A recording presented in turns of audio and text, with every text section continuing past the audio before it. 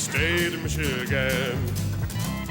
Hi there, come on in. Last week I said that I'd bring you a report on the opening week of turkey season. Cameraman John Ford had a permit. I was running the camera. Oh, we got some great footage, but I'm going to show you that next week because this week I want to bring you a report of this hot walleye fishing that we ran into last week off Tawas. Shallow water, nice walleye. They're chasing the smelt. We chased the walleye and got a great story. We're also going to give you a report on Representative Tom Alley's subcommittee hearings on splitting the DNR. You're going to hear our Outdoors Club point of view, so you stay tuned. I'm Fred Trost. It's Thursday night. Time for Michigan Outdoors.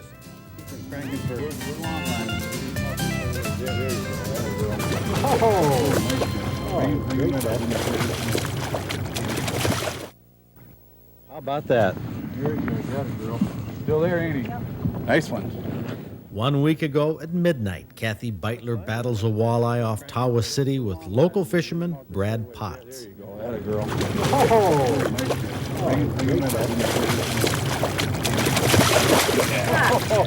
Dandy. That is. Yeah, he was other ways. Yeah. Oh, Well, that was quite a battle. yeah. My arm was good. Now, is this the average size walleye here?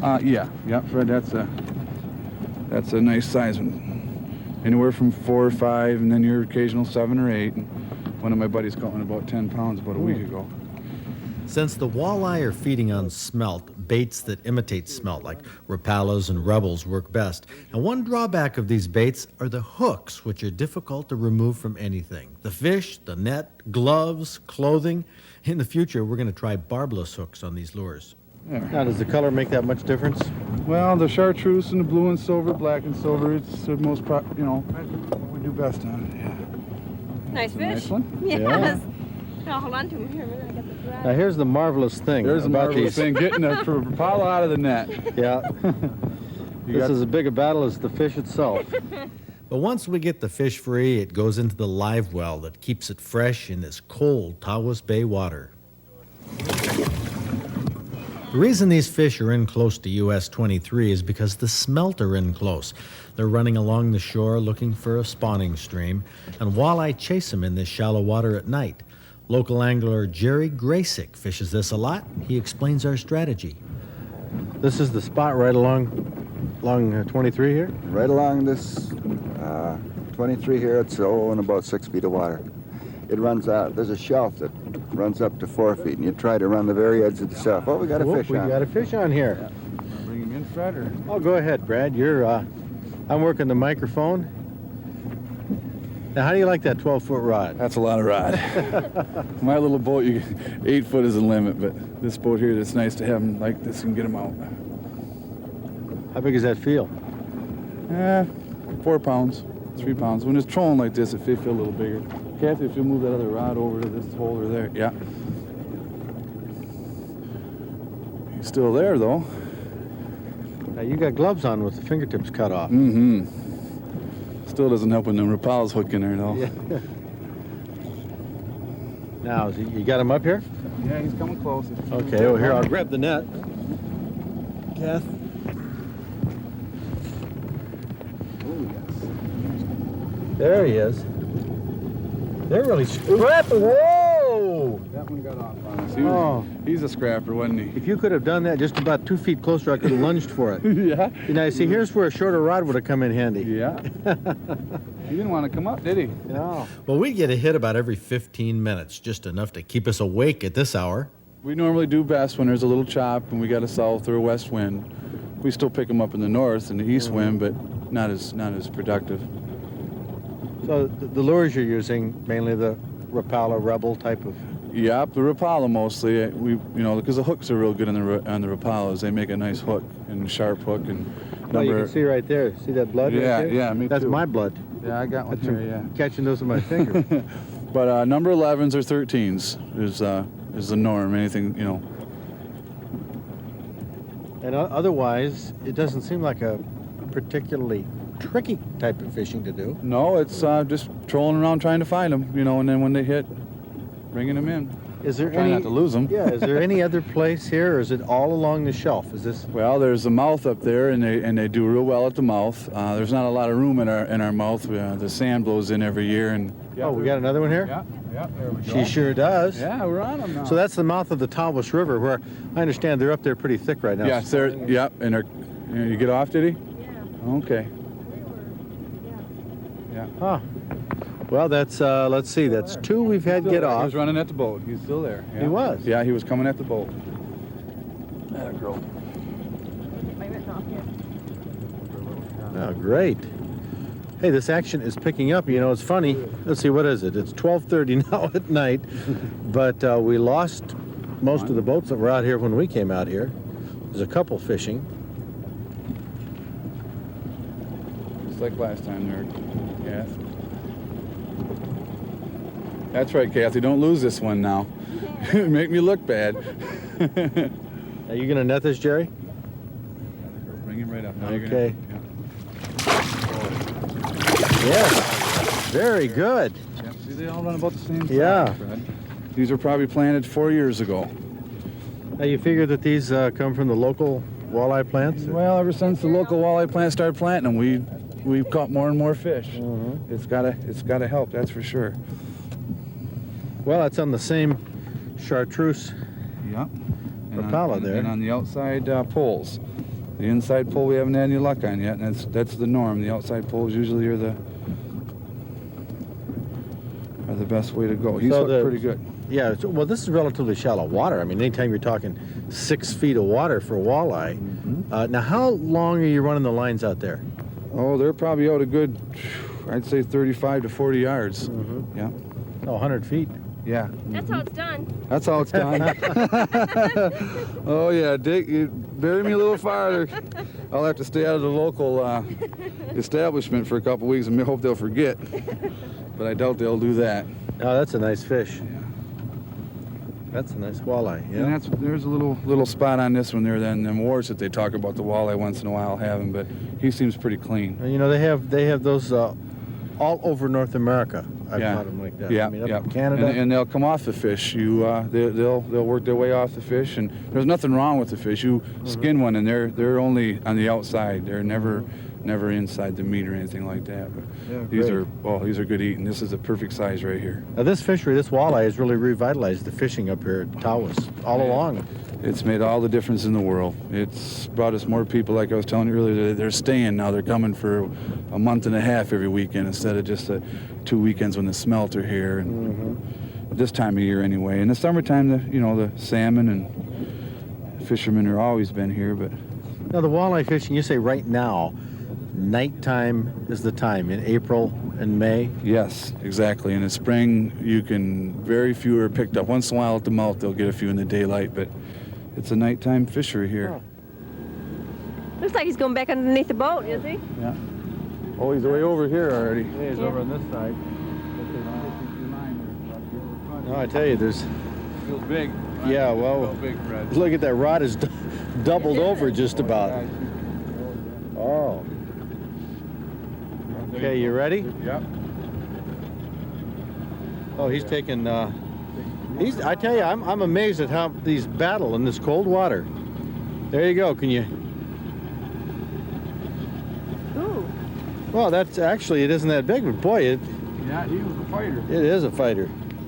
Well, I had heard about these limits of walleye that anglers were getting in Tawas Bay during the smelt runs, but I had never tried it until tonight.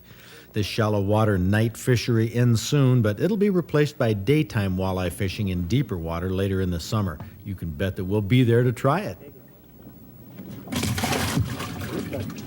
One heck of a stringer of fish for a couple hours after midnight.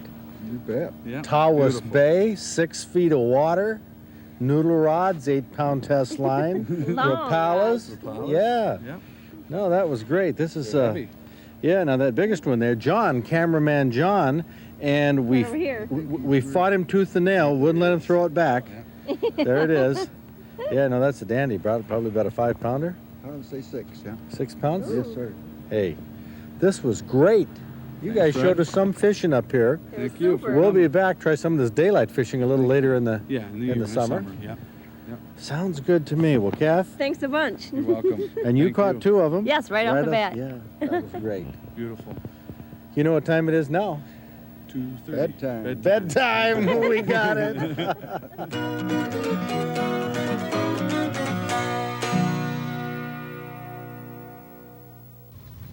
Last December, I asked you viewers to send me letters about your feelings about the DNR's deer management in the past year. Oh, did you send letters? Lots of them to me and to your local legislators.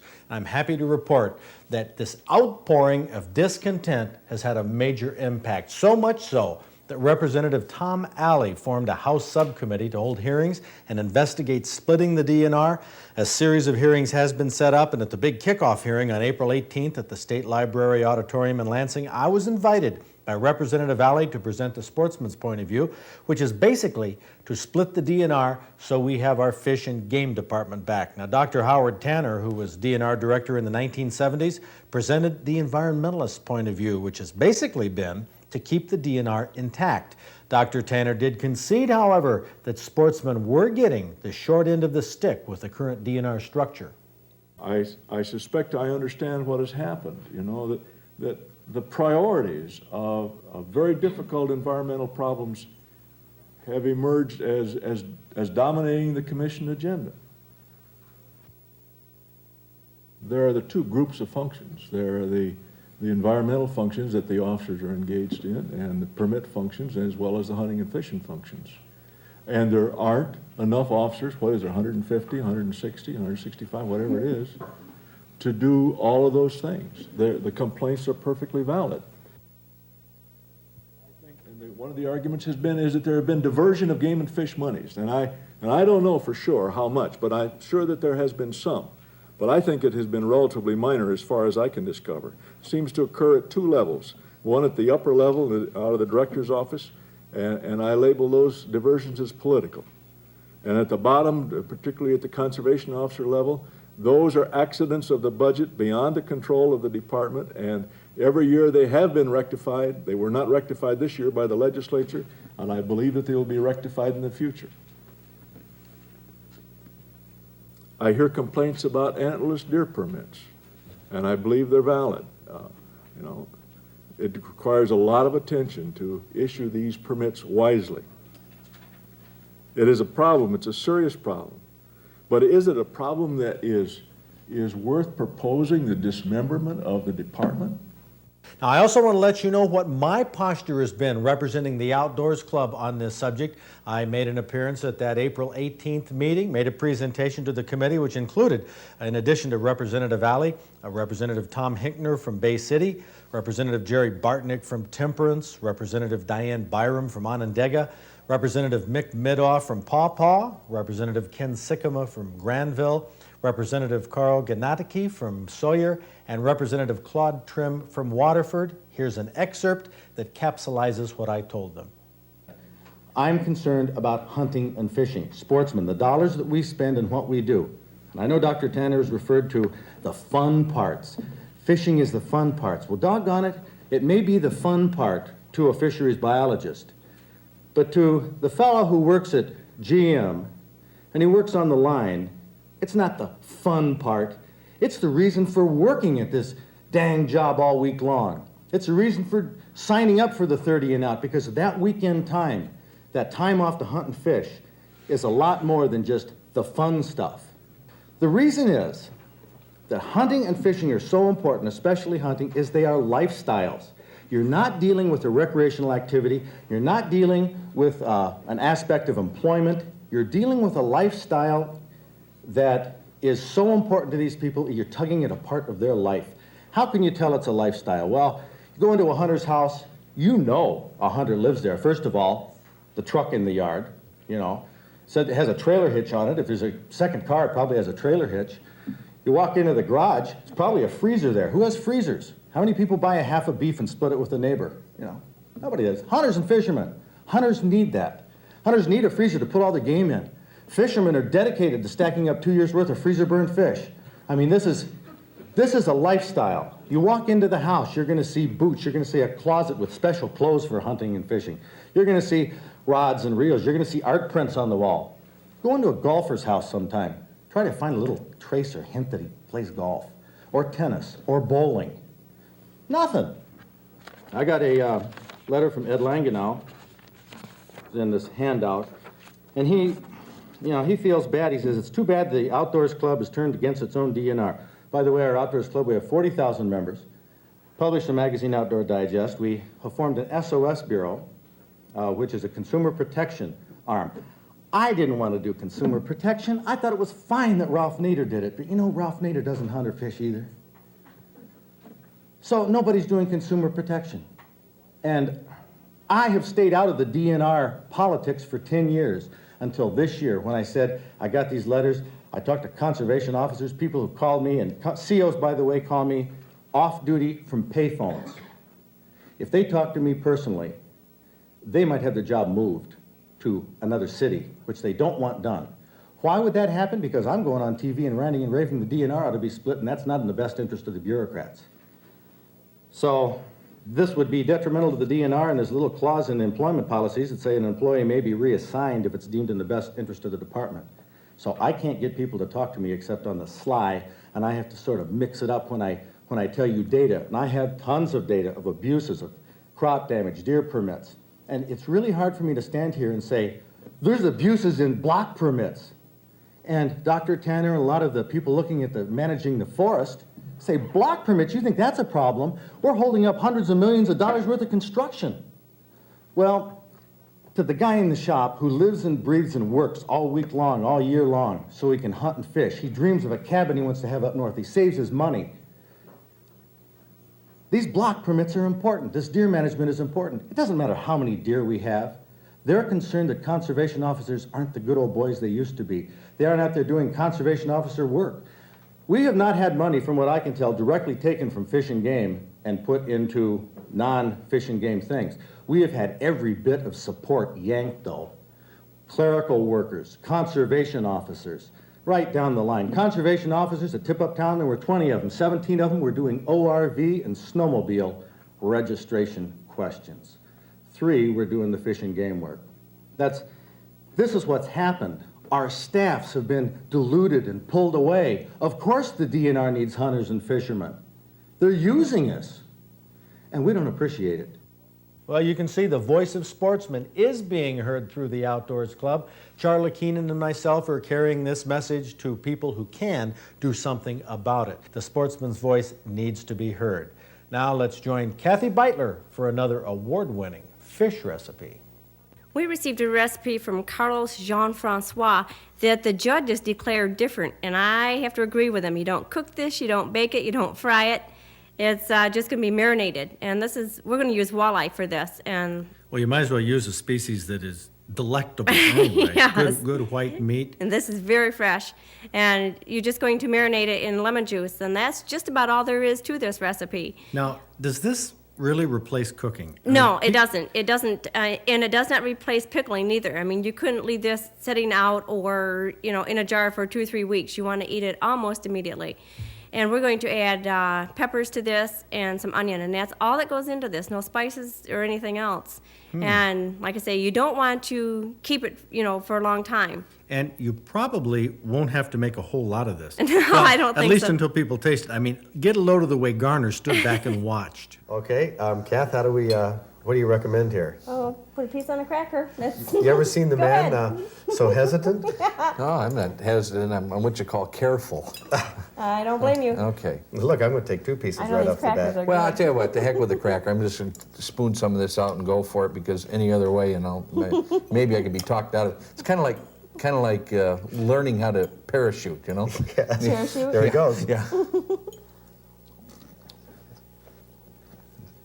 It's delicious. Is it really? This is delicious. I am not kidding you. This is delicious. Throw away the crackers. My cracker was great. Oh, this is delicious. It is good. Freddie, it's fresh. Mm-hmm. It tastes really, really fresh. I've never gotten into sushi, but this would make me want to spend some time at a sushi bar. I kind of cheated and put a bunch of jalapenos on that first bite. Figuring I might need it. Well, maybe you're going to come up with a new formula to grow hair or something, huh? This is better than marinated herring. I like herring best in the sour cream sauce. Right, but all this has on it is lemon juice, and I think that's where it's not going to, really pickle it. It's That's just it? going to, And generally with herring, I think sometimes they're taking some older herring or whatever and trying to cover it up. This does not cover up anything. The sauce on this doesn't cover up anything. It's beautiful. Isn't this the darndest thing? I would have thought. We thought that we'd all choke on it, and it turns out to be darn good. This will be gone shortly. It is the darndest thing you've ever tasted. Probably not something that sounds good, but believe me, it is. This recipe, along with all of our recipes for May, June, and July, are in the... And that's the report for the weekend. Hey, I hope the weather this weekend is better than last, and I hope you can get outdoors. It's a great place to be. See you next week. Are you going to net this, Jerry? Okay. Yes. Very good. They all run about the same size, Yeah. Fred. These were probably planted 4 years ago.